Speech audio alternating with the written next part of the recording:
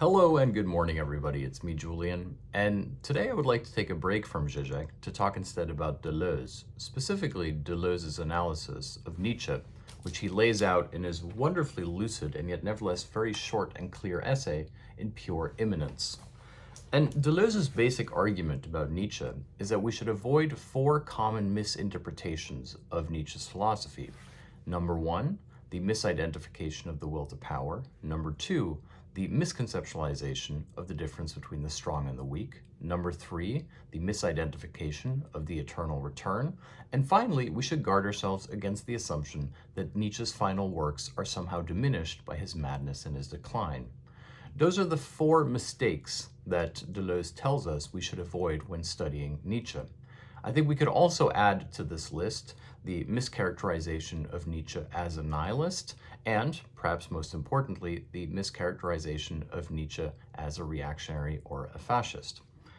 Now, what I'd like to do in this video is to give you a basic breakdown of Deleuze's take on Nietzsche and to go step by step through these common misinterpretations so as to reveal a new and a different Nietzsche. First, I'd like to say thank you to the patrons who allow me to keep hosting these very niche videos. And if you'd like to help me keep making these videos, please do consider becoming a patron. Thank you. So let's begin with the first common misconception as to Nietzsche, which Deleuze articulates as being the one about the will to power. In fact, Deleuze has a wonderful formula for what the will to power is and what it is not, which I've written down because it's quite interesting. He writes, "Power, as will to power, is not that which the will wants, but that which wants in the will." It's a wonderfully cryptic, chiasmic expression, but essentially what Deleuze means is that power in the guise of status or money or power in the world is not real power for Nietzsche. Instead, this is a form of weakness. In other words, the will to power is not the will to become powerful. This would itself be a weak man's idea of power. Instead, the will to power is perhaps best conceptualized by Nietzsche's image of the difference between the camel, the lion, and finally the child, which Deleuze also mentions at the beginning of his essay. These three metamorphoses are actually quite important. The camel is the one who has on his back the burden of the old value system. The lion is the one who tears down the old value system. And the child is the figure of joy, the figure who exists the day after this triumph of the will. Which is to say that the lineage of the Nietzschean philosophy as project isn't about becoming powerful in the world or asserting yourself so as to become a master. Instead, it's precisely about tearing down the old so as to revel in the possibility of the new, the as of yet unthought, the as of yet undone. In fact, this is why Nietzsche rails against Socrates as being the first negative thinker, because the Socratic metaphysical project essentially posits a binary between essence and appearance, thereby relegating appearance and that which exists in the world to an inferior status. Nietzsche sees here the beginning of what he calls a nihilism, namely it negates what exists in the world as being less important than the idea or conceptualization of essence. A lineage which Nietzsche then traces back to the idea of God, and then even, and perhaps crucially, after the death of God. Nietzsche's argument is that the death of God was supposed to be an emancipation for man from nihilism, but instead it simply continues in a new guise. Nihilism is disavowed, which is to say, after the death of God, man makes himself subject to new, lesser gods, the gods of money, the gods of power, the gods of status. Therefore, essentially, man has cast himself as God, thereby continuing the problematic of nihilism. This means that Nietzsche's argument is essentially that the will to power is precisely the will to liberate or emancipate oneself from this very binary this very binary of the highest and the lowest. This is why Nietzsche characterizes it as a Dionysian turn. Dionysus versus Christ. Dionysus versus Socrates. Dionysus versus the modern man. And this leads us to the second misinterpretation of Nietzsche, which is the idea of the weak versus the strong, or the master and the slave. One of the historical ironies, in fact tragedies, is of course how Nietzsche's sister essentially repurposed his work so as to become fascist propaganda. But Nietzsche's argument was never that the Übermensch was supposed to be the person who dominated others, who created a master race. In fact, from a Nietzschean perspective, this idea of a master race and the domination and extermination of other people would itself be the ultimate example of a fallen man, of a lesser race, as it were. In fact, Nietzsche's argument about the strong and the weak is that in the current world, the nihilist world after the death of God, it is that the weak are those who appear strong, and it is precisely those who are unafraid to be weak who are nevertheless the strongest. Of course, there's an ironic relationship here between Nietzsche's position and the Christian maxim that the meek shall inherit the earth. Nietzsche's basic position, therefore, is that those people who thrive and do well in the world as it is, who present as strong, are therefore precisely weak. They are the slaves. Whereas those who succumb to madness, those who succumb to depression, those who succumb to a certain refusal to participate, those who say, I would prefer not to, are the truly strong. This is what truly takes guts.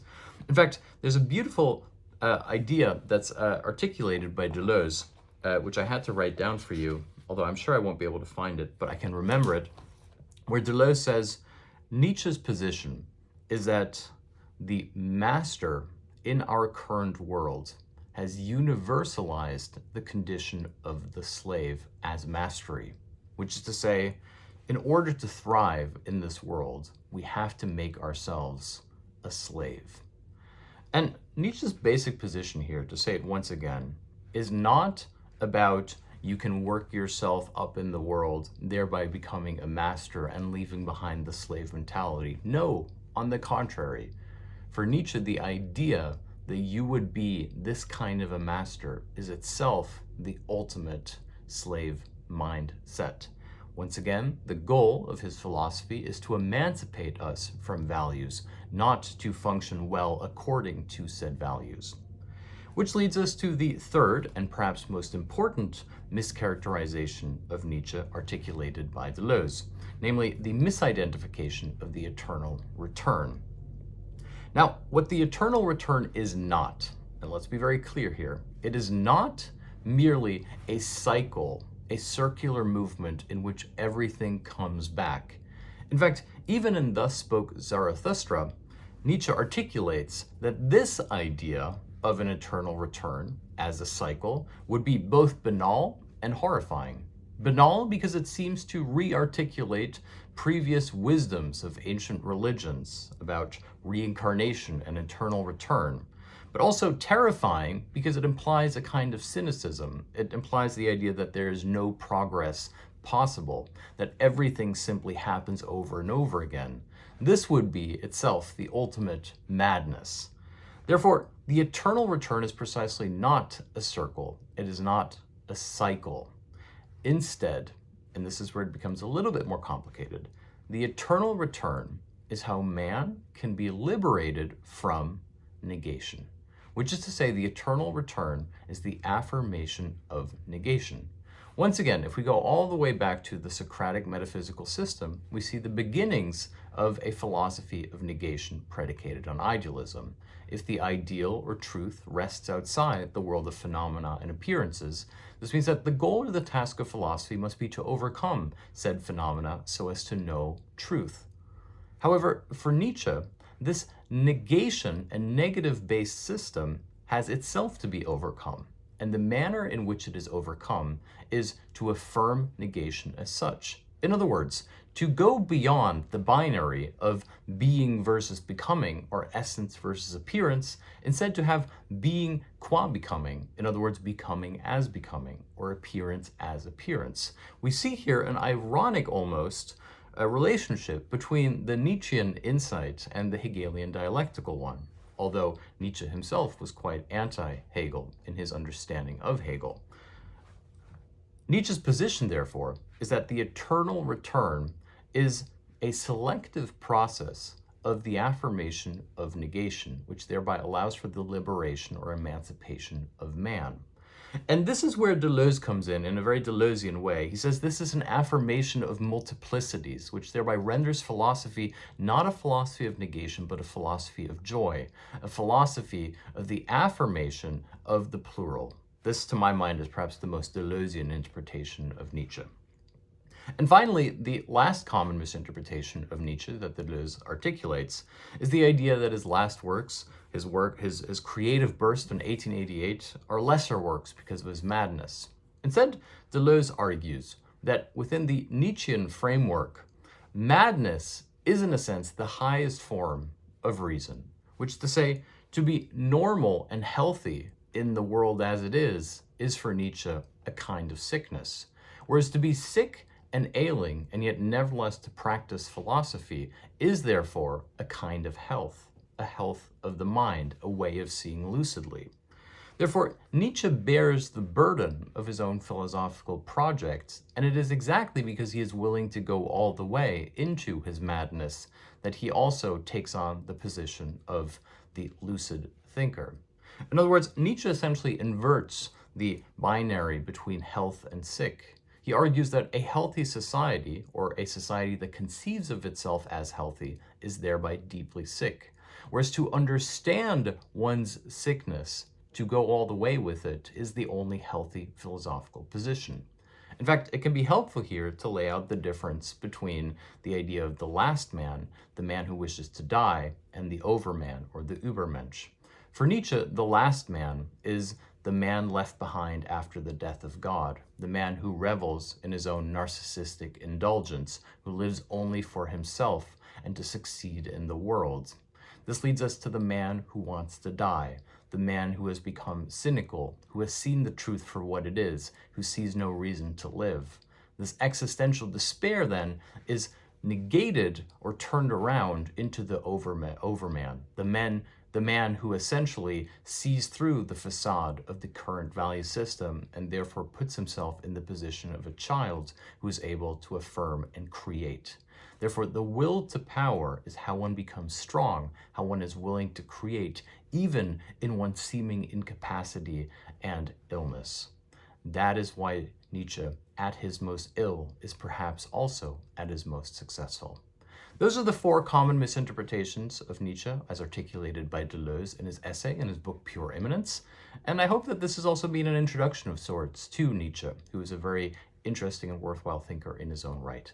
Thank you so much for watching. I will see you tomorrow, and please do consider becoming a patron so that you can download my lectures, my ebooks, as well as join my weekly seminars. See you soon.